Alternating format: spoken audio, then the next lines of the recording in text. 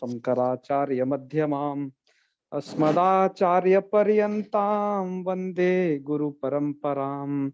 वाक्यकारं वररुचिं भाष्यकारं पतंजलिं पाणिनिं सूत्रकारं च प्रणतोऽस्मि मुनित्रयम्। सर्वेभ्यो नमो नमः। आइए मित्रों, आपका स्वागत है। आज हम इस तनादि गण के क्री धातु के तीसरे वीडियो को आज हम देखेंगे। इस वीडियो के माध्यम से आज हम क्री धातु का कुछ उपसर्ग पूर्वक जो प्रयोग है वहां पर शुट का विधान किया गया है, तो वहां पर क्या प्रक्रिया होगी शुट होने पर, उस प्रक्रिया का अवलोकन करते हैं। तो चलिए देखिए। तो यह दो सूत्र हैं, सम परिभ्याम करोतौ भूषणे, बड़ी प्रसिद्ध सूत्र हैं। जब आपने संस्कर्ता प्रयोग को पढ़ा था तो वहां पर भी इनके विषय में आपने जाना था। दूसरा सूत्र है इनमें से समवाये च, यह सूत्र भी है जो सुडागम करता है। यहाँ पर उकारादेश लिखा रह गया है, आप इसे शुडादेश विधायकम अथवा शुडागम विधायकम ये लिखिएगा, है ना, शुडागम विधायकम विधि सूत्रम, तो ठीक हो जाएगा। आइए ये प्रयोग कैसे बनते हैं, और आज एक हम बहुत ही प्रसिद्ध प्रयोग के विषय में भी जानेंगे, संस्कृतम।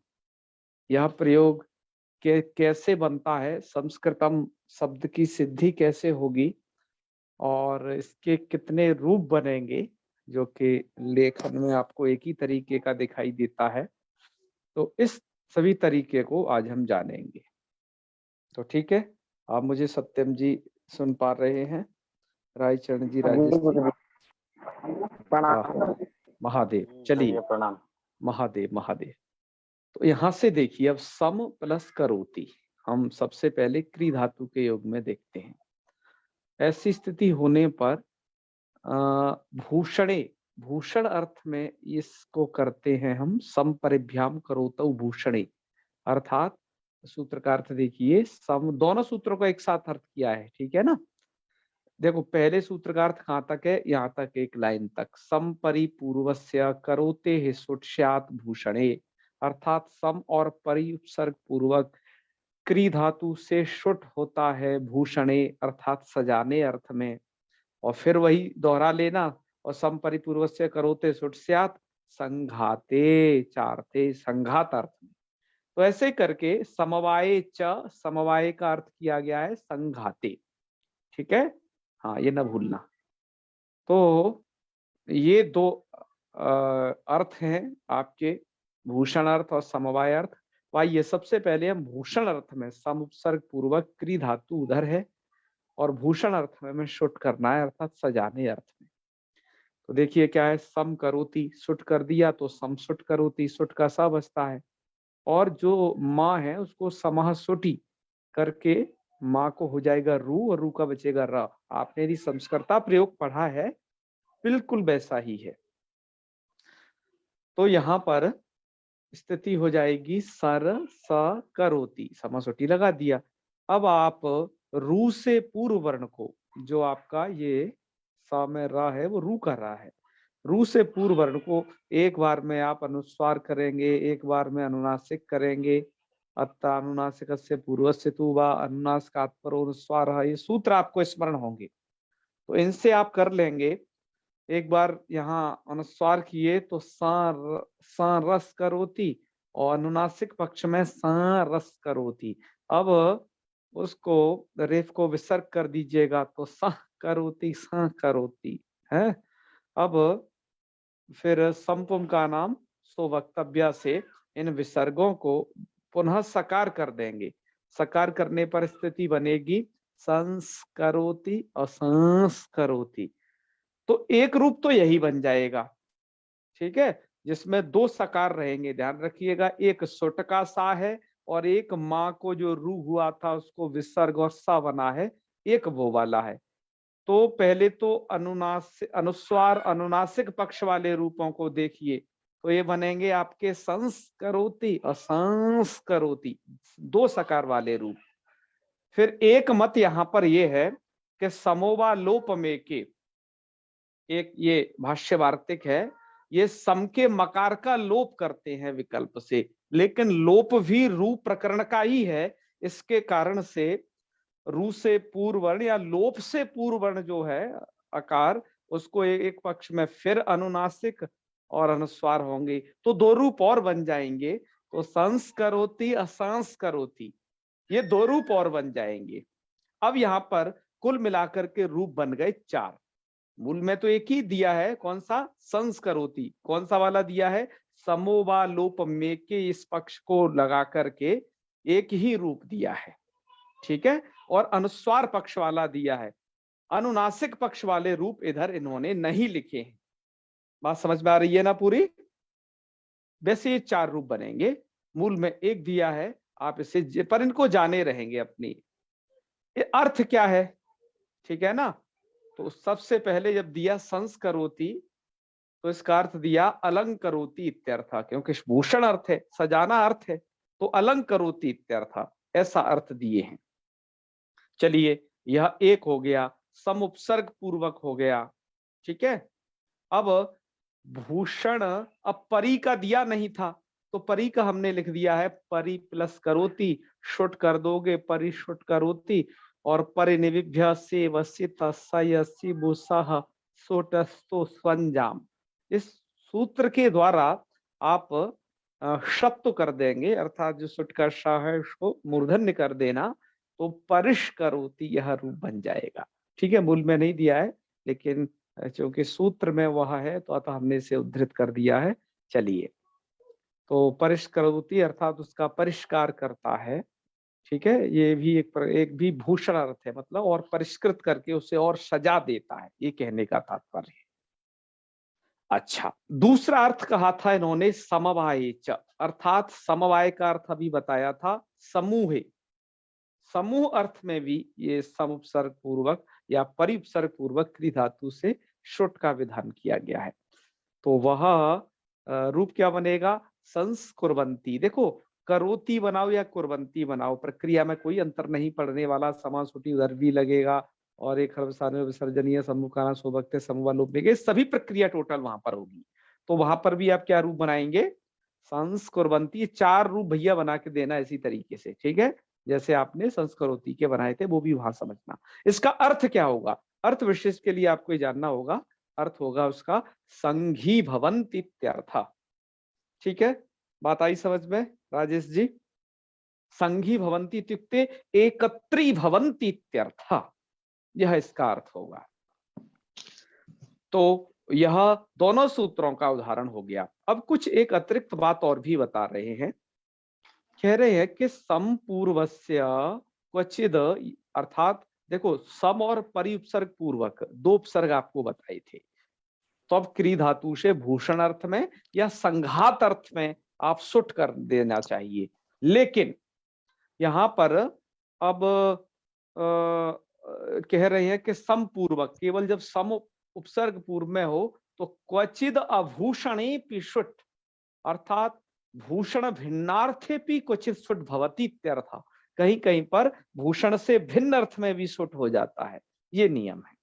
तो ठीक है, भूषण से भिन्न अर्थ में भी सुट करना है। कहा कि कैसे पता है चला कि भाई इसमें ज्ञापक है। क्या ज्ञापक है? कि पाणिनि जी का सूत्र ज्ञापक है। सूत्र क्या है? तो कह रहे हैं संस्कृतम भक्षा इति ज्ञापकात्, के संस्कृतम भक्षाहा, यह सूत्र इस बात का ज्ञापक है कि भूषण से भिन्न अर्थ में भी सुट हो जाता है। कि जैसे बताइए, कि बताते हैं संस्कृतम भक्षा कैसे ज्ञापक है। देखो, भक्षाहा, भक्षा का अर्थ हमने थोड़ा लिखा है भूर्जनम, अर्थात भूनना, ठीक है। तो पाणिनि ने सूत्र बनाया संस्कृतम भक्षाहा, तो यहाँ पर उन्होंने संस्कृतम शब्द का प्रयोग किया। कौन सा प्रयोग किया? संस्कृतम, अर्थात यहाँ पर सुट सहित प्रयोग किया क्री धातु से इसको समुपसर्ग पूर्वक। तो यहाँ भूर्जनम अर्थ में भी कर दिए, जो कि कैसा अर्थ था? भूषण से भिन्न अर्थ था। फिर भी यहाँ पर क्या प्रयोग कर दिए पाणिनि जी? संस्कृतम। तो इससे क्या पता चला? इससे ये पता चला कि समपूर्वस्य क्वचिद अभूषणे सुट, भूषण से भिन्नार्थ होने पर भी सुट हो जाता है। तो भैया संस्कृतम में शुट कैसे है, आइए इसकी प्रक्रिया जान लीजिए। और ये भी जान लीजिए कि संस्कृतम का अर्थ ये भूनना यह भी होता है, संस्कारित करना और सजाना, दोनों ही अर्थों में से प्रयोग किया जाता है। ठीक है। और आपकी देववाणी के लिए भी यह प्रयोग है, क्योंकि वह भी कैसी है, सजाई हुई है ना, वह जो है भूषणे है, भूषणम है। ठीक है। हाँ, तो ये भैया देखिए कैसे बनता है। तो आज आप संस्कृत शब्द की सिद्धि सीख रहे हैं। ठीक है। आइए, तो सम प्लस कृतम, ठीक है, क्री धातु है, उसका कृता प्रत्यय का रूप है सम प्लस कृतम। आप यहाँ पर या तो भूषण अर्थ ले लो, और नहीं तो भूषण से भिन्न अर्थ अर्थात भूनना अर्थ भी होगा ना, तब भी वहां पर ये शुट हो जाता है। हालांकि टीकाकारों का मानना ये भी है, जो कि वहमी व्याख्याकार लिखे भी हैं उस बात को, कि भूनना भी कुछ चीजों का भूषण होता है। जैसे चने यदि भून दिए जाते हैं तो उनका भूषण है। ठीक है। तो कुछ चीजों का भूनना ये भी भिन्न अर्थ नहीं है।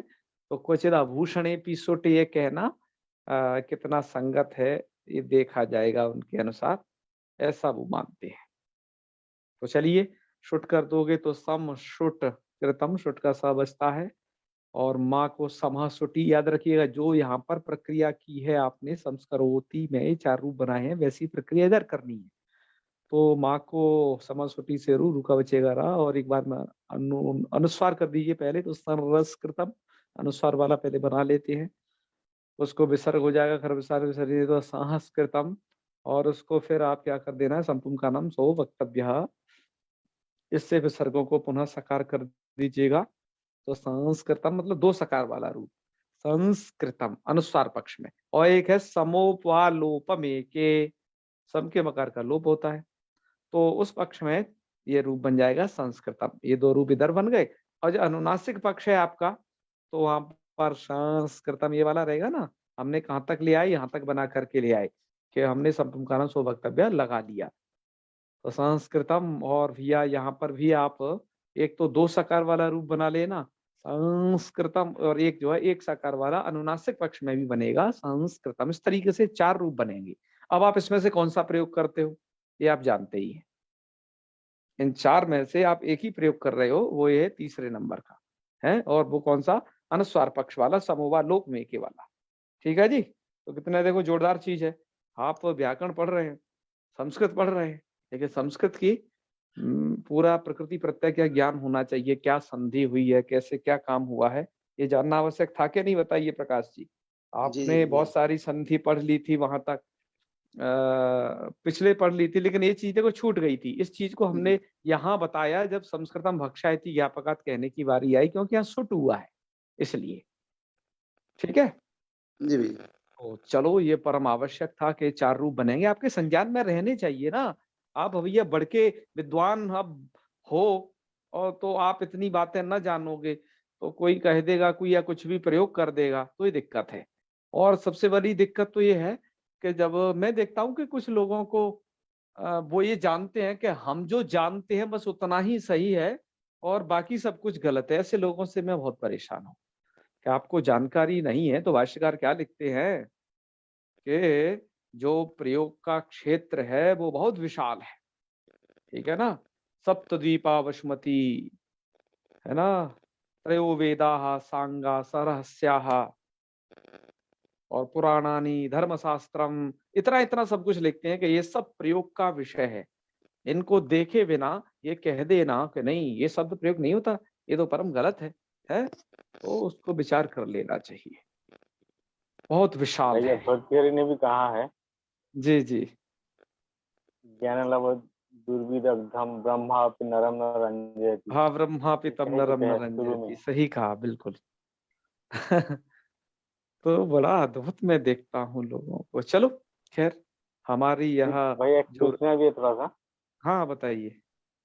संस्कृत में भक्षा का क्या अर्थ होगा फिर, मतलब ऐसे सूत्र पाणिनि जी किए हैं, ये कहाँ, मतलब इस विषय में थोड़ा ये सा ये बताएंगे आप तो अच्छा तद्धित है। प्रकरण में पढ़ोगे, वहां पर भक्षा अर्थ में, है ना, वहां पर एक प्रयोग दिया है, क्या है ये, भार, है ना, क्या यव यव का भूनना, कुछ इस प्रकार का वहां प्रयोग आया है। ठीक है, मैं आपको उसे स्मरण करके बताऊंगा। अच्छा, हम पढ़ने वाले हैं इसमें। हाँ हाँ, आप यदि संस्कृतम भक्षा को निकाल भी लोगे ना ऐप में, तो आपको प्रयोग मिल जाएगा। और ये तद्धित में ये अच्छा, प्रयोग जी है जी जी। आपका, भारष्टेषु संस्कृता यवाः, और जाने क्या बनाया है उसका वो। ठीक है, तो ये ठीक ठीक भाई। इस तरीके का ज्ञापन है कि शुट है। यहाँ पर भक्षा का अर्थ इसलिए हमने भूर्जनम किया है, भक्षा का अर्थ वैसा नहीं है, ये भूर्जनम लिखे हैं टीकाकार, है ना। जी जी। तो ये स्थिति है, भ्राष्ट्रेषु संस्कृता यवाः, जाने भ्राष्ट्रा किस तरीके के रूप बनाए हैं, मुझे भी इतना अभी स्मरण नहीं आ रहा है एकदम करेक्ट। आएगा तो मैं आपको अलग से भी बता दूंगा, व्हाट्सएप से भी संदेश भेज दूंगा। ठीक है जी। और जी भाई। कल कल का राष्ट्रेषु प्रश्न संस्कृता भ्रष्टायवाहा, हाँ ऐसा दिया करके है ना। बनना है प्रयोग है। हाँ, जी तो जी वहां पर जी। भ्राष्ट्राह, तो वहां पर रूप बनाया है भ्राष्ट्राह, तो भ्राष्टा का अर्थ क्या है, यवाह, क्योंकि वो भ्राष्ट्रे सुसंस्कृता, तो अच्छा, ये अर्थ है वहां पर।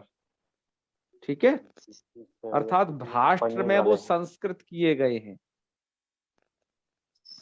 तो ये दिया है संस्कृतम भक्षा इति ज्ञापकात्। चलो, अभी राजेश जी का भी एक प्रश्न है, हम उन्हें उसका उत्तर भेज देंगे, हैं। चलो, हम उन्हें उनका भी भेजेंगे। तो यह हो गया, यहाँ तक कि ये एक प्रक्रिया हुई, ये दो सूत्र आपने पढ़े। आइए अब आगे चलते हैं। ये दो सूत्रों को जानने के बाद कुछ इस एक सूत्र को और विशेष पढ़ लेना चाहिए। अब तनादि गण का लगभग समापन ही है, छोटी छोटी दो धातुएं बची हैं। ठीक है प्रकाश जी। जी भैया। हाँ हाँ, चलो अब इसे देखिए। अब यहाँ पर ये स्थिति है, प्रकाश जी आपके यहाँ से थोड़ा सा ऐसी कुछ आवाज आ रही है, आप शायद, हाँ अब ठीक है, शांत माहौल में नहीं है मुझे लगता है ना, ये नॉइस आ जाती है कभी कभी। चलिए, इसके बाद अगला सूत्र दिया, इसके बाद और भी जगह सुट का विधान है। अभी तो आपने सम और परिउपसर्ग पूर्वक पिछले स्लाइड में देखा, सम और परिउपसर्ग पूर्व सुट का विधान है, सम परिउपसर्ग पूर्वक देखा, और भूषण अर्थ में और समवाय अर्थात समूह अर्थ में या कहें संघात अर्थ में इस सुट का विधान देखा। अब यहाँ पर आप उप उपसर्ग से भी सुट का विधान देखोगे। किन अर्थों में, ये तीन अर्थ और पढ़े गए हैं, कौन कौन है, उपात, प्रतियत्न, वैकृत, वाक्याध्याहारेषु च। उपात अर्थात उप उपसर्ग से परे क्रिया, देखो अर्थ को भी देखते जाओ, उपात क्रिया, उप उपसर्ग से परे क्रिया, क्रिया धातु को जो क्रिया करने इसको शुट स्यात्, शुट हो जाता है। कहा कहा एषु अर्थेषु, इन अर्थों में। भैया कौन से अर्थ हैं, तो ये देखिए अलग अलग करके, प्रतियत्न, वैकृत और वाक्याध्यार, ये तीन अर्थ हैं, इनमें यह सुट होता है। ठीक है, इनमें यह होता है। और इसमें फिर लिखा है च, भैया च का क्या मतलब है, तो च का व्याख्यान कर रहे हैं इधर अर्थ बताते वक्त कि चात प्राग उक्तयो अर्थयो, च से प्राग उक्तयो अर्थयो, जो पहले दो अर्थ कह दिए हैं उनमें भी हो जाएगा। पहले दो अर्थ कौन से कहे गए, एक तो संपरिभ्याम करो तो गण भूषणे समवाय। में भूषणे अर्थ किया है, और दूसरा समवाय चा में समवाय अर्थात संघाते अर्थ को पढ़ा है।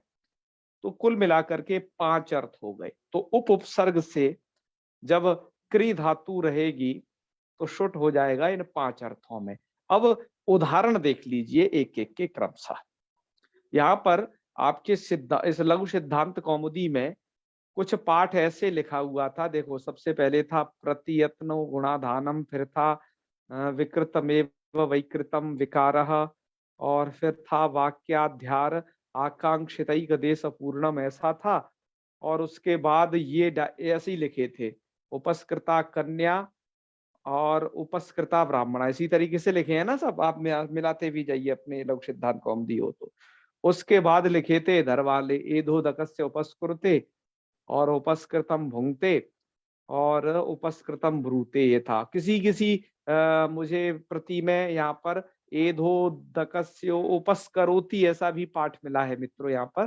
ठीक है, मतलब इस तरीके से पाठ था वो। अब वो समझ ही नहीं आ रहा कि कौन से किस अर्थ का था, तो उसको हमने थोड़ा सही तरीके से यहाँ एडजस्ट कर दिया है। बस क्या कर दिया कि जो सबसे पहला अर्थ है प्रतियत्न, प्रतियत्न गुणाधान, तो उसका जो उदाहरण है वो उसके सामने रख दिया भैया, देखो ये रहा। ठीक है, विकृतमेव वैकारः, विकारः, तो इसका उदाहरण इसके सामने रख दिया।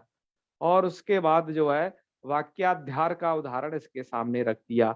अब चकार से दो अर्थ और लिए थे हमने, भूषणे और समवाय, उनके उदाहरणों को यहाँ पर बाकायदा कोष्टक में भूषणे डाल करके उपस्कृता कन्या कर दिया और समवाय डाल करके उपस्कृता ब्राह्मणः, ये लिख दिया गया है, जिससे आपको पाठ को समझने में आसानी हो, यह पाठ बोधगम्य हो आपके लिए, अतः ऐसा हमने रखा है। ठीक है, हाँ, तो चलिए अब आप समझ ही गए होंगे कि कैसे क्या करना है। तो आइए सबसे पहले देखते हैं इनके उदाहरण कि उपसर्ग पूर्वक क्री धातु से भी सुट हो जाता है, तो रूप क्या बनेगा, उन सबके पहले रूप बना लो, अर्थों को भी समझा देते हैं। रूप कुछ नहीं है, उप करोति, शुट कर दिया, उपशुट करोति, और या कुर्ते कर लो, मैंने कहा ना मुझे कहीं करोति पाठ मिला तो कुर्ते, तो कुर्ते आप समझ करके उपस्कुरुते बना लीजिएगा। उपस्कुरुते कौन सा प्रयोग है, ए धो दकस्योपस्कुरुते, यहां से उपस्कुरुते निकाल लेना, एक ये प्रयोग है उप उपसर्ग पूर्वक क्री धातु का। ठीक है, उसके बाद उपस्कृतम, ये उपस्कृतम उप उपसर्ग पूर्वक और मिला, तो सुट बीच में घुस गया है, तो उपकृतम होना चाहिए था लेकिन उपस्कृतम, भुंगते और उपस्कृतम ब्रूते, और यहाँ पर उपस्कृता कन्या और उपस्कृता ब्राह्मण, तो ये उप उपसर्ग पूर्वक क्री धातु को सुट किया है। सुट को समझना यहाँ पर आपके लिए सरल है, एक सुट का सा आपको बीच में वो एक्स्ट्रा दिखाई दे रहा है, लेकिन अब इन बातों को समझते हैं कि प्रतियत्न किसे कहते हैं। तो आइए, शास्त्रकार ने उनको लिख ही दिया है, मूल में ही वरदराजाचार्य जी ने उसकी व्याख्या लिख दी है कि प्रतियत्नो गुणाधानम, अर्थात प्रतियत्न कहते हैं गुणाधान को। गुणाधान का मतलब क्या है कि गुणों का अपने भीतर आधान कर लेना, अर्थात गुणों को धारण कर लेना। उदाहरण जैसे तो इन्हें उपस्कुरते देना चाहिए, लेकिन एधो एधो दकस्य इसलिए लगाया कि आप समझ पाए यहाँ पर कि ये गुणाधान हो रहा है। तो एधो दकस्य उपस्कुरते, एधस, एक तो एध शब्द है, ठीक है ना, एधोदकस्य उपस्कुरते, इस वाक्य का अर्थ क्या है, इसका अर्थ होता है कि लकड़ी पानी को उपस्कृत करती है, उपस्कृत करती है अर्थात गुणयुक्त करती है। कहने का मतलब क्या है कि देखो भैया, लकड़ी डली हुई है पानी में, तो क्या करती है, वो पानी के गुणों को ग्रहण कर लेती है। ठीक है, तो यहां पर आपका एध शब्द है, और ये उदक है, उदकस्य, उदक शब्द है। इसको दोनों तरीके से देख लेना, कुछ का मत है कि ये एधस शब्द है, तो वहां पर दक शब्द मान लेना, वो भी उदक का पर्याय है। किन्हीं का मत है कि यह एद है और उदक है, तो एधोदक बना लेना। ठीक है, दोनों ही तरीके बताए गए हैं, आप समझें इसको। तो एधोदकस्य उपस्कुरते का अर्थ क्या हुआ कि लकड़ी जल के गुणों को धारण करती है, तो ये इसका अर्थ होगा, जैसे जल जिस गुण का होगा लकड़ी भी वैसी ही हो जाएगी। तो ये क्या हुआ, ये प्रत्यत्न हुआ, प्रत्ययत अर्थात गुणाधान, तो इस अर्थ में भी क्या हो गया, इस अर्थ में शुट हो गया, तो उपस्कुरते बन गया।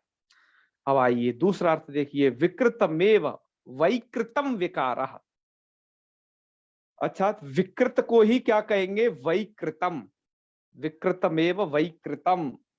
ठीक है, यहाँ पर क्या हुआ है, विकृत शब्द से स्वार्थ में अण प्रत्यय करके वैकृतम शब्द बनाया है। तो वैकृतम का अर्थ क्या है, विकारः, वैकृतम का अर्थ क्या समझना, विकारः। तो दूसरा अर्थ जो दिया ना वैकृत, तो वैकृत का अर्थ समझ गए, विकारः। तो विकार अर्थ में भी यह शुट हो जाता है, जैसे उपस्कृतम भुंगते, उपस्कृतम भुंगते का अर्थ क्या है कि सविकारम भुंगते, अर्थात विकृति से खाता है। ठीक है, हाँ, विकृति से खाता है का मतलब विकार युक्त तरीके से भक्षण करता है, ये उसका कहने का तात्पर्य है।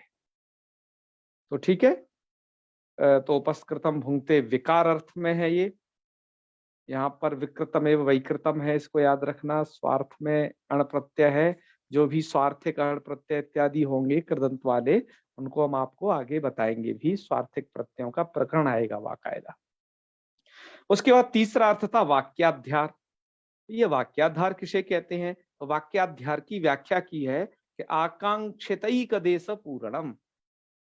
आकांक्षित अर्थात अभीष्ट, एक देश पूर्णम अर्थात वाक्य के एक देश को पूरा करना, उसे कहा जाता है वाक्याध्यार। अर्थात जैसे कभी आप कोई एक वाक्य पढ़ते हो, तो उस वाक्य में कभी कभार कर्ता पद नहीं होता है, तो कर्तृपद न होने से वहां पर आप कर्ता का क्रिया के सन्निधि से अध्यार कर लेते हो, है क्या नहीं? ऐसा प्राय हम अध्यार करते हैं। तो वाक्याध्यार का मतलब क्या हुआ कि वाक्य जो अभीष्ट हो, उसका वाक्य के एक देश अर्थात पदों के अध्याहार, किसी एक पद का अध्यार कर लिया, उसे कहेंगे हम क्या? वाक्याध्यार। जैसे उदाहरण के लिए देखिए, जैसे हमने प्रयोग किया क्या कि ग्रामम गच्छति। अब ग्रामम गच्छति में गच्छति क्रिया है और ग्रामम कर्म है, लेकिन कर्ता नहीं पता चल रहा है, तो अध्यार कर लेते हैं जी। ऐसा होगा देवदत्तः ग्रामम गच्छति, देवदत्तः इस कर्तृपद का अध्यार कर लेते हैं। तो वाक्याध्यार क्या है? वाक्य को पूरा करने के लिए किसी एक पद का अध्यार कर लेना, आकांक्षितैक देश पूर्णम। ठीक है, ये आपका है वाक्याध्यार। तो ये इसका उदाहरण है उपस्कृतम ब्रूते। उपस्कृतम ब्रूते अर्थात उपस्कृतम यथा भवति तथा ब्रूते। कहने का मतलब क्या है कि वाक्यगत पदों के अध्याहार को करते हुए बोलता है। वाक्यगत जो पद हैं उनका अध्याहार करके बोलता है, अर्थात वाक्य को पूर्ण करके बोलता है। ये है जिस पद की आकांक्षा है, उसको आकांक्षित एक देश को पूर्ण करते हुए बोलता है, ये कहने का तात्पर्य है ना। और यह वाक्याध्यार वगैरह करना ही पड़ता है जब हम किसी का व्याख्यान करते हैं, तो उसमें वाक्यों को अधूरा नहीं छोड़ते। इसमें क्रिया नहीं होती है तो अस्ति भवति विद्यते का अध्याहार कर लिया जाता है सर्वत्र। यह एक प्रक्रिया है, क्रियाओं का भी अध्याहार करते हैं हम, है ना। तो वो भी पद का अध्याहार है। तो ये आपका हो गया वाक्याध्यार। तो यहाँ पर भी देखो उपस्कृतम ब्रूते, तो उपस्कृतम का अर्थ समझिएगा। उपस्कृतम का अर्थ यहाँ पर है कि वाक्यगत पदों का अध्यार करते हुए ब्रूते, ब्रूते मतलब बोलता है, ये बात। इसके बाद है ये पूरा हो गया है सूत्रगत। सूत्र के जो तीनों अर्थ थे वो पूरे हुए। उसका भूषण अर्थ का आप देख ही रहे हो, पहले भी जान चुके हो, सजाना। उपस्कृता कन्या, उपस्कृता कन्या का अर्थ है सजी हुई कन्या। और समवाय, समवाय का मतलब है समूह। उपस्कृता ब्राह्मणा, ये बहुवचनांत है, ध्यान रखना। उपस्कृता ब्राह्मणा, विसर्गों का लोप हुआ किसी कारण से। तो यहाँ पर उपस्कृता ब्राह्मणा का मतलब है एकत्रित ब्राह्मण। समवाय, समवाय का मतलब समूह, या फिर कहें ब्राह्मणों का संघ है उपस्कृता ब्राह्मणा। तो इस तरीके से ये कुछ यहाँ पर अर्थ आपने देखा कि उपसर्ग के से जो सुट हुआ वो किन किन अर्थों में हुआ। यहाँ पर ये अर्थ विशेष थे, यही आपको याद रखने हैं यहाँ के इस पाठ से। तो आज का पाठ होता है यहीं पर पूरा, लेकिन सुधा व्याख्याकार इस विषय में क्या कहते हैं, ये भी उनका भी मत हम यहाँ जान लेते हैं।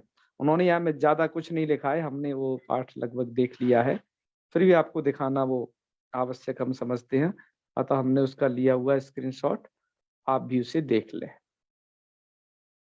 आइए, तो उन्होंने इन सूत्रों की व्याख्या इस तरीके से की है कुछ। समपरिभ्याम करोतौ भूषणे, यहाँ पर लिखते हैं अत्र सूत्रे एवं समवाय च इत्यत्र, दो सूत्र है ना, इसके बाद समवाय च। यहाँ पर क्या है, शुष्कात् पूर्व इत्यतः नित्यम करोते इत्यतश्च तदनुवृत्तेति भाव संस्करोति। संस्करोति बना रहे हैं कैसे कि इत्यत्र समुपसर्ग पूर्वक क्री धातु संप्रेभ्याम करोतो भूषणति सुटी और उठावितौ इत्वात् आद्यवयवे जाते संस्करोति इति सिद्ध्यति। और इन्होंने वो दो रूप कैसे बनेंगे पूरी प्रक्रिया नहीं दी है, पर आप उसे जाने रहिएगा, पूरी प्रक्रिया को हमने वर्णित किया है। ठीक है, तो संस्करोति इति सिद्ध्यति, संस्कृतः, संस्कुर्वन्ति इत्यादि रूप भी भैया चला लेने हैं उन सबके। ठीक है, जो हमने 4 रूप वहां बनाए थे उनके। उपस्कृता कन्या, अभी अगले सूत्र में चले गए वहां उदाहरण देने के लिए। उप इति उपसर्ग पूर्वकात् क्री धातो कृता प्रत्यय अनुबंध लोपे स्त्रीत्व विवक्षायाम तापी ततः प्रकृत सूत्रेण श्रुति च कृते उठावित उपस्कृता कन्या इति अलंकृता इति ही तस्यार्थः। तो अलंकृता है उसका अर्थ है एवं सर्वत्र श्रुति कृते गेयम, ऐसे ही सर्वत्र सुट जान लेना चाहिए अन्य जगह पर भी। इन्होंने, मैंने कहा बहुत ज्यादा यहाँ नहीं दिया है, उपस्कृता ब्राह्मणा का अर्थ दे दिया है संगी भूता इत्यर्थ, और इन्होंने बिल्कुल नहीं दिया है कि आपका जो है प्रत्यत्न किसे कहते हैं, विकृत वैकृतम क्या है और वाक्याध्यार क्या है, इन सबको बिल्कुल भी छुआ नहीं है। ठीक है, चलो, पर आप उसे समझ गए हैं, उनकी व्याख्या हमने मूल के अनुसार कर ही दी है। एदो दकस्य उपस्कृष्टे का दे रही है गुणम आदत्ते, अर्थात जो लकड़ी है वो जल के गुणम आदत्ते, जल के गुणों को ग्रहण कर लेती है। सूखी लकड़ी जब होती है पानी में डल जाती है तो क्या होता है, जल के गुण से युक्त हो जाती है, तो वो दिया है। और उपस्कृतम भुंगते विकृतम इत्यर्थ, केवल इतना ही दे दिया है। उपस्कृतम ब्रूते का मतलब दिया है वाक्याध्यारणम ब्रूते इत्यर्थ, बस इतना ही दे करके रह गए। ठीक है, बाकी तो आप समझ ही गए होंगे। तो हम आज का पाठ रखेंगे यहीं तक। इसके बाद जो पाठ होगा वो बस एक वीडियो और बचा है, तो हम सोच रहे हैं कि उसे कल कर लेते हैं। लेकिन नववर्ष की संध्या से पूर्व आप सभी को बहुत बहुत शुभकामनाएं हमारे संस्कृत शिक्षा परिवार की तरफ से। आप इस नव वर्ष में अपने नए संकल्पों के साथ खूब यश को प्राप्त करें, खूब वृद्धि को प्राप्त करें, आप निरोग रहें, यह हमारे संपूर्ण संस्कृत परिवार की तरफ से शुभकामनाएं हैं आप सभी के लिए। और कल के पाठ के विषय में हम देख लेंगे आप सभी, हम जब हमारा नवरात्र जो आरंभ है, या फिर हम कहें कि हमारे नववर्ष का जो शुभारंभ है, माँ देवी के आराधन से प्रारंभ होता है। इस दिन प्रायः लोग व्रत रहते हैं जिससे कि आपका शरीर निरोग रहे, क्योंकि अब ये ऋतु संक्रमण काल है। इसमें सावधान रहना है कि रात्रि में तापमान सुबह तक अत्यधिक गिर जाता है और दिन में बहुत अधिक धूप हो जाती है, तो अपने स्वास्थ्य भी आपको सही रखना है। ठीक है, हाँ, और स्वास्थ्य रखना बहुत सही इसलिए भी है कि अभी कोरोना गया है, तो उससे भी आप लोगों ने सीखा है काफी सारी चीजें।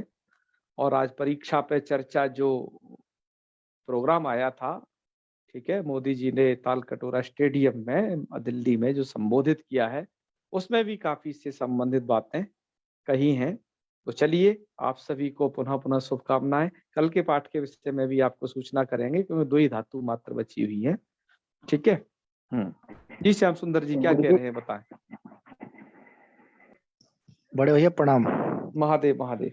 ये जो संस्कृतम बनाया था तो जी समधन कृतम बनाया कृतम, था, जी तो जी। कृतम कहाँ बनेगा, कैसे बनेगा? हाँ बिल्कुल, इसके विषय में शुरू में बताया था, क्री धातु से कृता प्रत्यय करेंगे, कृता प्रत्यय करने पर कृतम बनेगा। और हमने जब जी। ये सुधा टीका में भी वो कृतम शब्द को कृता प्रत्यय से बना करके भी वहां पर लिखे थे, अभी हम दिखाए थे। जी जी जी, तो ठीक प्रत्यय है तो ना, आगे पढ़ेंगे ना हम लोग।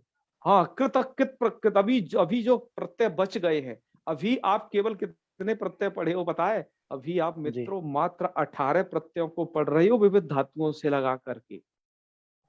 जी इन्हीं का संसार थोड़ा ज्यादा बड़ा है। आगे चल के अभी आपको लगभग, मैंने आपको बता भी रखा है कि 126 प्रत्यय और पढ़ने हैं, सरल है, वो आप लगा के कर लोगे। इनका संसार थोड़ा बड़ा है 18 प्रत्ययों का, जिन्हें आप कहते हो ना तिङंत प्रकरण। होते ये भी धातु से हैं और होते वो भी धातु से हैं। तो कृदंत वाले अभी और बचे हैं, उनको हम जानेंगे, बिल्कुल चिंता नहीं करें। पूरे लिस्ट बना के बाकायदा अच्छे से अध्ययन करेंगे, जैसे हम यहाँ पर कर रहे हैं, एकदम गत संदेह होकर के हम इस पाठ का अध्ययन कर रहे हैं। ठीक है, तो चले, माँ भगवती सब पर आशीर्वाद बनाए रखें। समापन करें अमर जी, चलिए।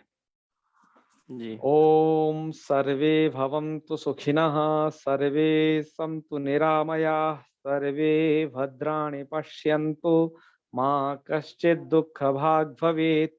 ओम शांति शांति शांति। सर्वेभ्यो नमो नमः। शुभरात्रि। प्रणमामि प्रणाम। प्रणमामि। नववर्षस्य शुभाशयाः।